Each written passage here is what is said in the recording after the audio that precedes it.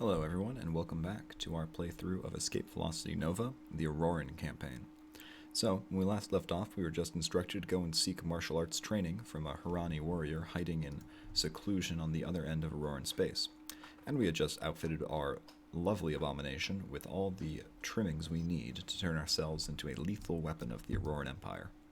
So he really is all the way out here, and if you didn't have access to the hypergate system, this trip would take a little bit, take some time, especially with the very slow jump speed of Auroran ships. But for us, we have already made most of the way there. So, what we need to do is, the shape of this part of Auroran space is kind of a little bit weird, but you need to go around kind of circuitously.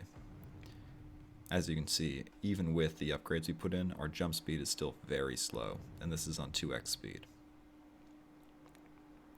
What can I say? You make sacrifices for being an effective combatant. Saw some Polaris there. There we go. There's an interesting flavor text in one of the stations up here which talks about their engagements with the Polaris. I don't think it's this one. I think it's the Kunjo station or Kunyo station.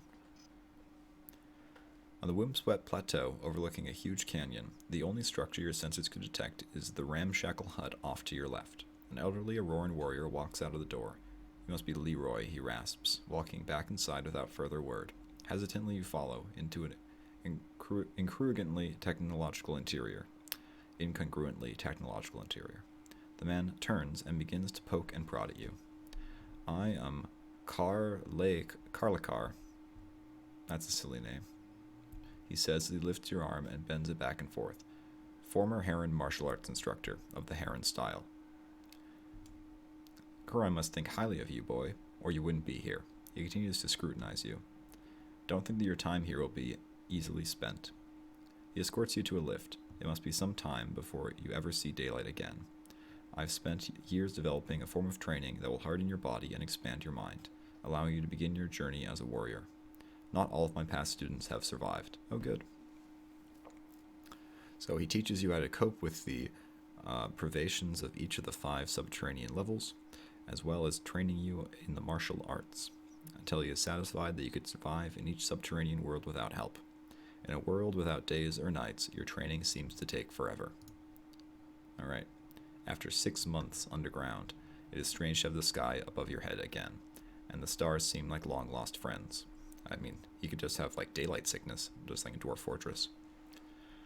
So, Karlakar speaks. You are the first to master the caverns in under a year. Your warrior spirit has grown to encompass more than the mere flesh of existence. You've experienced the darkest part of the path, but also the lightest joys of battle. You will be my last student in the art of the Heron style of combat. I am too old to wait for another who will learn as well as you have. Now, only experience and the spirit can teach you. Listen, I will give you insight, revealing how to overcome all. You are my protege, my greatest gift to the House Heron, and to you I leave all of my studies. He hands you a stick of data cubes. You realize you have grown to love the man in your time during the time in your caves. Through the mental, physical, and spiritual hardships, he was the beacon to enlightenment. You feel your spirit merge in a final act of compassion, a final sharing. In that instant, you know that the data cubes are not needed, for he has gifted you with the very workings of his spirit. You know all of his dreams, his nightmares, and the sum total of his days. He turns and walks back into the hut. You doubt you will ever see him again. With a heavy heart, you prepare your ship for your journey back to Heron. Alright. So this is the guy who, he's like the old master in Kill Bill is how I always envision him.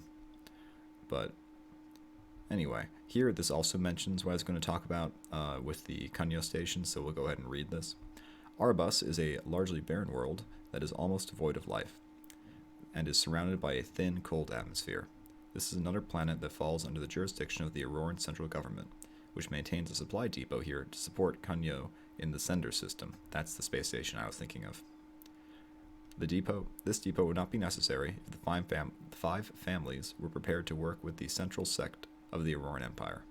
However, because they are not, and because of the immense distance from here to the center of Auroran space, this supply dump is needed. It is also here that young warriors go to prove that they actually prove that they have actually come up against the Polaris and are worthy of the respected purple battle tattoo that signifies such an event. So Aurorans have this weird tattoo culture where all of your deeds are laser tattooed onto your body. It'll come into more importance a little bit later. Maybe even when we're coming back to Heron now, we'll have the event I was thinking of earlier with the quote-unquote Auroran formal wear. But now we have to deal once again with the very slow jumping. I did not check to see if they actually had a 6 months of in-game time pass. I actually could have done that if we had noted the date before and after landing, but it doesn't really matter. It would be a nice touch, but it doesn't really matter. So here we have the Tekkel system, head of the Tekkel house. Here's the Dani system. There are 5 houses, for those who do not know. They are the Tekkel, Dani, Moash, Heron, and Veni? I think it's Veni. The least talked about house, the Vela. That's what it is. I think that's a nebula, the Vela Nebula. Could be wrong. Alright. As you land, you decide that you better head to the bar to find out if anything is going on. First, we're going to recharge. So, you are enjoying the feeling of esprit de corps that comes with being with the warriors in the bar. Curran comes in and pulls you aside. I'm afraid I'm going to have to send you on a mission right away, rather than allowing you time to recover from your training and kill off a few more brain cells. Tactically, you are the best candidate for this mission, as it involves much travel and a face unknown to our enemies. Oh, that's me. I'm going to use you while you're still fresh to confound our enemies in their plans to hinder us. Outside the bar, Curran pulls you towards the dock. Bazara has disappeared.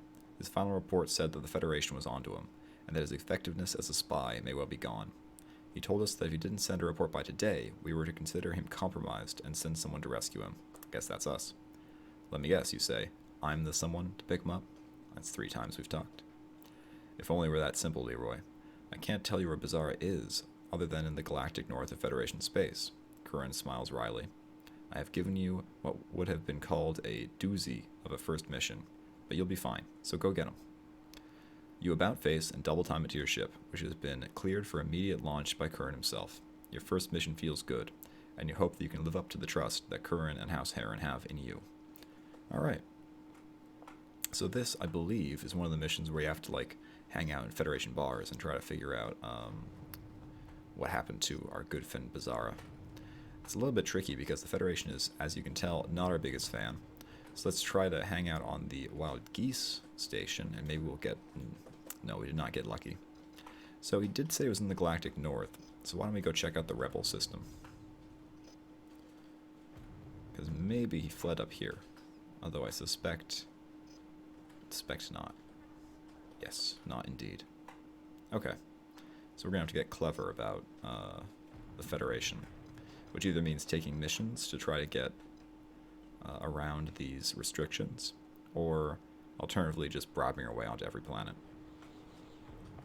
But there are still a couple planets that will take us.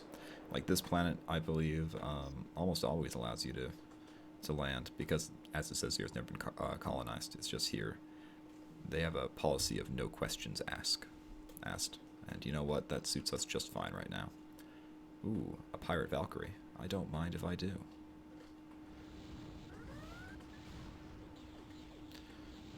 Put our Auroran weaponry to good use. He is just gonna melt. Yep. That's part of why I really like the Auroran. We do not have any Marine battalions, so our capture chance is very low. But I'm always down to build up my combat rating. Yeah, you may be good at close range, but if you think I'm letting you get in range, you've got another thing coming. Also, we have a lot of matrix steel, which increases our hull strength, and the point of being an Auroran is you don't fight with shields, you fight with hull. So be very used to seeing our shields completely depleted over there on the right-hand side. That is a common sight. Alright, let's capture this Terrapin. Nope, not today. And we will land again just for safety, turn it back up to 2x speed. But that was a little bit fun. Had a good time. Because of their quote-unquote no questions asked policy, this is a common place for pirates to hang out. Most of the Galactic North is, in fact. Also, I assume because proximity to Haven, the pirate system. Alright, so here we go. This is one of the events I was talking about. So I'm going to take a sip of my drink first. As you sit sipping your drink, your ears prick up when a couple of Federation soldiers sit at a table near you. I hate this spy crap, one mutters. Why can't these bloody Aurorans just come out into open and fight like real men? Oh, come off it, laughs the other as your blood begins to burn. It's not like our side doesn't try to do the same. Come on, Syracuse isn't that bad, just a bit polluted. Chances are that there is no spy up there, and even if there was, he'll probably be gone by the time we get there, and we'll just patrol around for a few weeks looking for him, and then have a holiday from the front. The girls up there aren't half bad looking either. As both of them grin and get down to some serious drinking, your thoughts turn to your mission. So far, this is the only lead you have that might be related to Bizarra. It might be a wild goose chase, but you decide to check it out nonetheless, and head over to Syracuse in the Galvin system. Alright, sounds good. I think that's fairly close by, too. So Rotharian is nice because it is a outfit-heavy system, or outfit-heavy planet. Unfortunately, we already have everything that we could want, so we're not going to buy anything this time, even though we lack the space. Galvin, right. Galactic North, but you have to take this really wonky route to get to it. So we're going to go back to Nurse Primus and take a hypergate over to Cania. Galvin's like another kind of piratey system. It's pretty rough.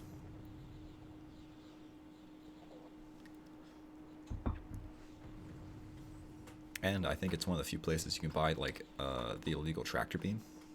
Sorry, ion cannon. And so, were we so inclined, we could pick one up. I don't particularly feel the need to. Oh, I'm sorry, I was thinking of Altair over here.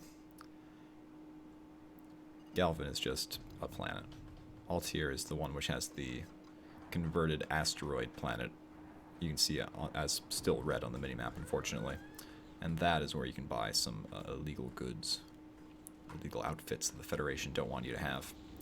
Although, quite frankly, when you're dealing with the Auroran campaign, you don't really care if the Federation considers something illegal. They're probably going to attack you all the time anyway. Also, behold the power of the fusion pulse battery. It just going to melt Vipers. I can take down every single one of these ships. I'm not going to, because of one wrong move with those blasters. They might seem pretty wimpy, but they actually do a real number. So we're going to outmaneuver them, because they've played their cards as far as maneuverability goes, and that they've expended all of their Vipers. So we're going to take advantage of the fact that we move just a lot faster. And touchdown on Syracuse. As you walk down the ramp to continue your search, you see a group of Federation ground troops patrolling nearby, obviously searching for something or someone. Becoming instantly alert, you eye them warily, and are surprised when an old beggar approaches from behind you. Spare some credits, kind master, for a hungry beggar. He looks somehow familiar, but beggars such as he are not in common sights along the Federation's northern border. You started searching for your credits when the beggar whispers, "And a bunk on your vessel to get me back home." You are stunned to discover that this beggar is Bizarra. His disguise is perfect, even down to the smell of rank clothing and bad wine. Bizarra slips past you and hobbles up the ramp of your ship. You smile to yourself and follow him. Alright, espionage at its finest. I compulsively check outfitters. And we're just going to use our 1x speed here to just get out of range of this blockade. We have to afford ourselves a little bit of extra room to do the jump than we would have to do in our star bridge, just because our ship is that slow when it comes to entering hyperspace. But I think this should be sufficient. The Vipers might catch up to us, but that's why we have so much matrix steel. Yep, we're solid. No problem here. Huh, I think we have a Marauder. Yep, I should say had a Marauder. Alright, and we're back down in safe territory. Our game of Capture the Basra is going perfectly. Again, Bizarra. Okay, so that ship is much faster than mine, and I'm jealous. By the time you reach Heron, you and Bizarra have become fast friends. The trip back has been a vast learning experience for you, as Bizarra has told you much of what it means to be a warrior. Bizarra's father was a Thorkir, Obsidian Heart, Arbiter of Reckoning, one of the awesome beings who acts as a judge, jury, and executioner for all of the house's affairs. Basra confides, "The role of arbiter is way above me, but we warriors continually strive for the impossible, perfection." The time you spent with Bizarra has been as enjoyable as any you can remember. As you walk down the ramp together, he turns and clasps your hand warmly. Well, little wolf, he smiles, you have delivered me from a desperate situation, and have followed my trail as unerringly as the cunning hunter whose name I give you. You're still a pup, but you are well on your way to becoming a wolf of some renown. Who knows, perhaps one day I'll be coming to you for arbitration. He hugs you warmly, and goes to report on the latter part of his mission to the Heron Council. Curran seeks you out sometimes later. Well done, my young hero, he congratulates you. Your conduct has greatly impressed Bizarra. His report was full of praise for you. You are a crafty warrior, wise beyond your years, with abilities amongst the greatest weapons that the house possesses. You feel yourself blush deeply as Curran continues. The council has invited you to the Great Hall tomorrow. You'll have to wear this. He hands you a small piece of cloth, and you quail at the thought of wearing only this to cover yourself. Curran smiles, as if reading your thoughts. Meet me in the bar around noon. Ah, yes, the Auroran formal wear. A loincloth.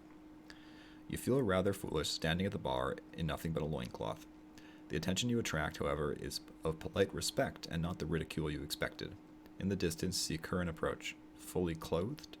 Only when he gets close do you realize that most of his skin is covered in tattoos. Only now do you realize the significance of near nakedness to an Auroran.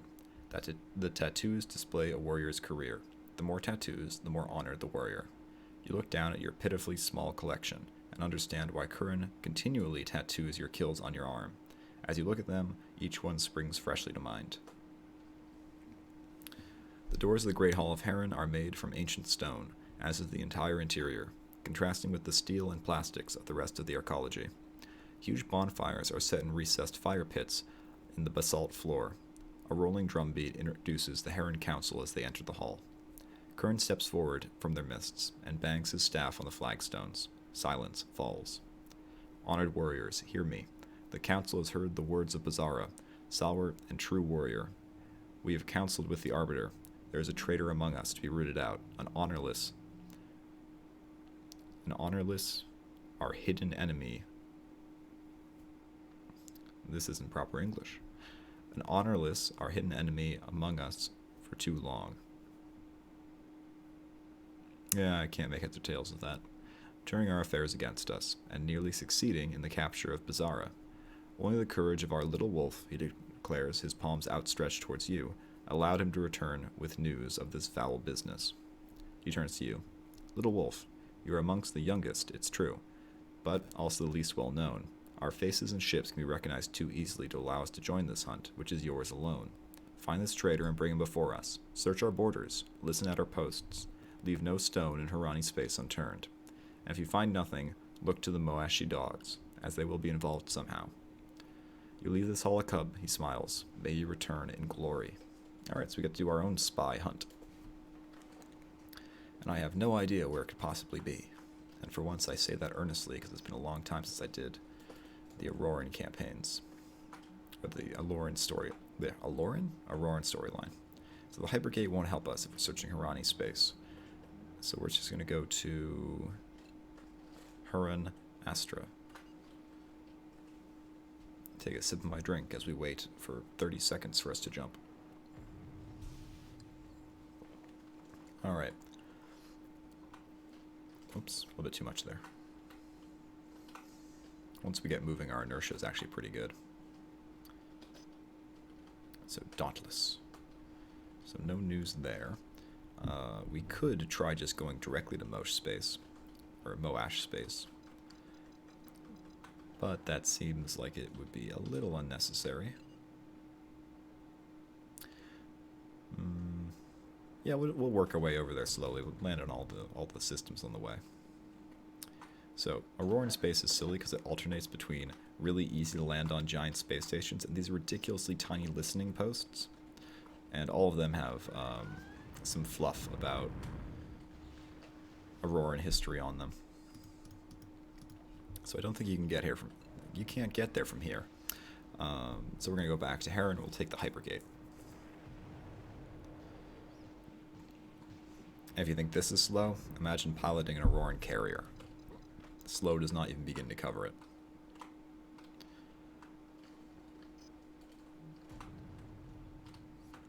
So, what do the Moash dogs have to say? And indeed, you are sitting in the bar observing the Moashi dogs disguised as a humble worker, dirty from the day's toil, listening in the hopes that one of them will let slip something about the traitor. I strongly suggest you get out of our seat, friend, hisses the leader of a small group of what you guess passes for warriors amongst the Moash, and, in keeping with your disguise, you slide off their seat, keeping your eyes down. Just like that scum that Ambrosia sent those guys to meet, sneers the leader, and the other laugh at you as your ears pick up as Ambrosia is the name of the Moash Thorkir. Apparently, the Harani weakling didn't want to be seen anywhere in Auroran space, so we sent a message saying to meet him somewhere in Federation space. But then I'm supposed to suppose that it is fitting that it will be cowardice that will finally be the downfall of their supposed house. As you digest this information, you let your rage slowly dissipate away. You remind yourself that the yapping of dogs is meaningless, and no true warrior would react to it. You slowly finish your drink and start making your way back to the spaceport to start searching through the Federation. So we're going back up to the Federation. So, I don't think there's a set place that they're going to be. I think this is another case of they could be anywhere. Thankfully, our reputation has improved enough that the Sol system is friendly towards us, which I assume means that Mars and Europa, Mars and Europa like us, but Sol is still not too hot on us. Also, as has been a common complaint for me, despite this being the Sol system, which is our solar system, you're missing a couple planets, Evinova. And it uses the Latin name, so if you actually talk to any of the planets, it says they're in the Sol/Luna system. Alright, so no luck here. Let's try Wolf 359. I don't expect great results from Wolf 359, but then again, could always be worse. What is with this giant buildup of troops? Wow. Oh, we're just allowed to... okay, I guess I remembered correctly. This is where we want to go. In a dingy alleyway in a distant spaceport, you enter a bar to listen to yet more rumors and hearsay. Unexpectedly, you glimpse Barad, the Dominant's dockmaster, talking aimlessly to a group of men. As you approach, smiling wildly, one of the men turns, and beneath the swirl of his cape, you notice the emblem of House Mosh. You shake Barad's hand warmly, while your mind races. The Heron style has changed your view of combat. By ship's fists and wits, you realize that Barad is the traitor. You have been lucky to catch him at his game. You also know that Barad will betray you as quickly as he betrayed House Heron, so you must lull the man with guile and cunning.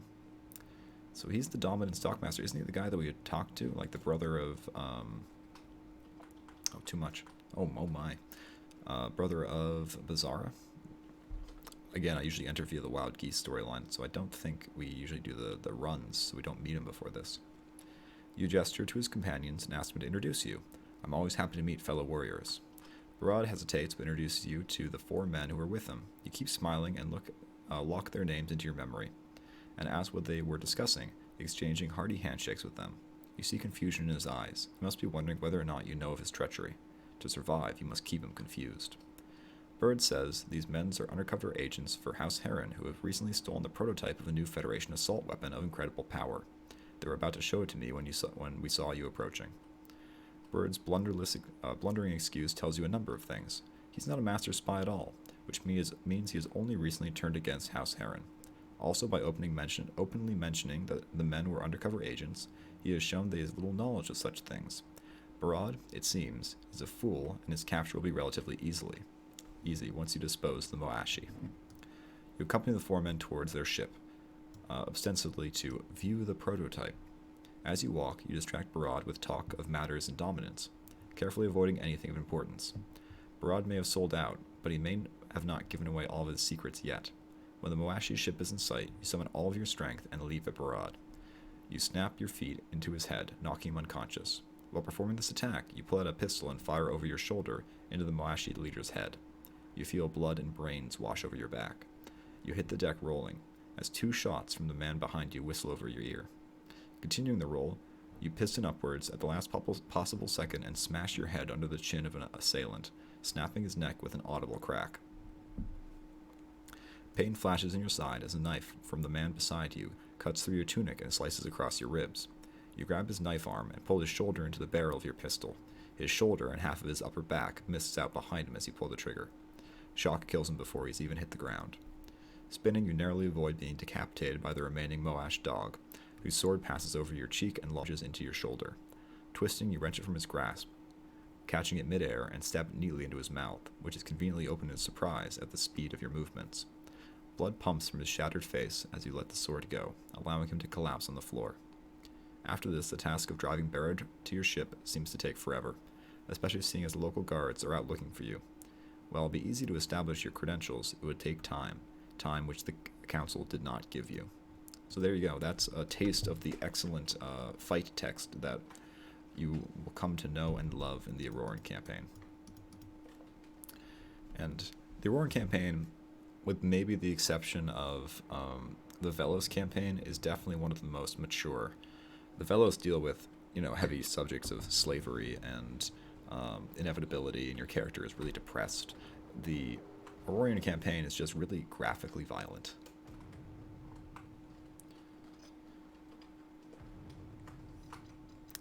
Although, the Federation campaign can also get pretty nasty. So if you want something a little bit lighter, the Pirate campaign, the Rebellion campaign, even to an extent, although someone does get disemboweled, and the Polaris campaign are all okay. They're a lighter fare. It is a long and weary journey back to Haran, with only the attentions of your ship-based med station to heal your wounds. Some scars will remain with you always, but at least you're not dead. You quickly grow weary of Barad's tirades against House Heron and his weeding promises of power and wealth should you release him. Paying him no heed, you delivered him to the Council before you hurried to one of the Arcology's hospitals. Alright. Okay. It is some days before you're able to stand before the Council and learn of Barad's fate. Kuran, who you now know as the Mundakir, the tactical leader of House Heron, tells you that Barad has been taken to the House Gulag system for interrogation and execution. Oof. A fate fitting for a traitor against House Heron, says the stern-faced Kuran. Bizarro walks towards you to stand before you. I have lost a brother this day, he says bleakly, but I have found family to replace him and more. Leroy, little wolf of House Heron, will you honor me by joining my family? Will you sit at my table, teach my children, side with me in battle?